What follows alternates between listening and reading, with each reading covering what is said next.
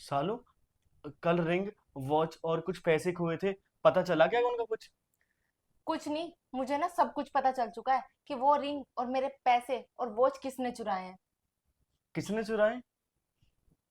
तुम्हारे रामू ने। रामू ने? ये तुम क्या कह रही हो? मैं जो भी कह रही हूँ ना, मैं एकदम सच कह रही हूँ। वो जो भी चोरी हुआ था ना, सब रामू ने किया था।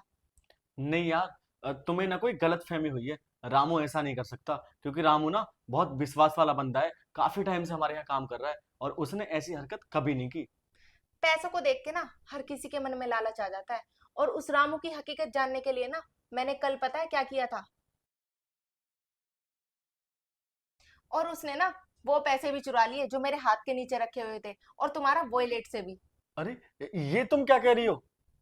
मैं जो भी कह रही हूँ ना, मैं बिल्कुल सच कह रही हूँ। और तुम देख लेना, अगर रामू हमारे यहाँ आएगा ना, तो वो काम छोड़ने की बात ना जरूर करेगा। और यहाँ से भागने का ना कुछ बहाना जरूर लगाएगा। ठीक है, तो कल ना मैं ऑफिस नहीं जाऊंगा, उसके आने का वेट करूंगा।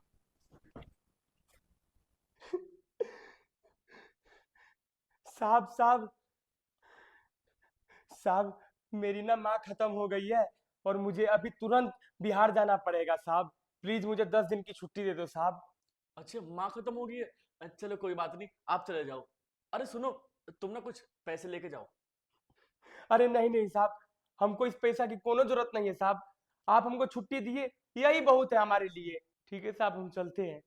हाँ हाँ, तू पैसे क्यों लेगा? पैसे तो तुझे पहले ही मिल चुके हैं ना इस घर से। ये क्या कह रहे हो मैम साहब? रामू, मैम साहब जो बोल रही है ना, बिल्कुल ठीक बोल रही है। तुम ना अपनी बकवास बंद करो। और हाँ रामू, जितनी चालाकी से तुमने ये सब प्लान बनाया है ना अपनी मम्मी को मारने का, हमने ना पहले से ही सोच लिया था कि तुम जब भी इस घर में आओगे ना कुछ प्लानिंग जरूर करके आओगे।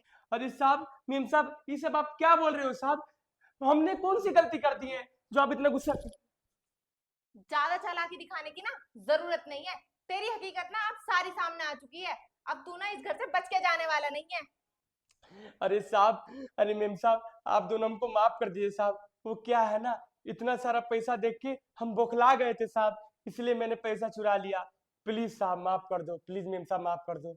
देखो रामू, जो तुमने हरकत की है ना, ये माफी के लायक नहीं है। बाकी जो भी डिसाइड करेगी ना, सालू करेगी। डिसाइड क्या करना है? डिसाइड तो हो चुका है। अब तुम ना हमारे घर से हमेशा हमेशा के लिए चले जाओ। और हमारे घर में क्या, तुम इस पूरी सोसाइटी में ना काम नहीं कर पाओगे अब। अरे मेम साहब प्लीज हमको माफ कर दीजिए। मेम साहब, साहब मुझे माफ कर दीजिए। तुझे सुनाई नहीं आया मैम साहब ने क्या बोला? चल निकल यहाँ से। अरे सालू, हमारी ही गलती थी जो इस जैसे कमीने इंसान पर विश्वास किया।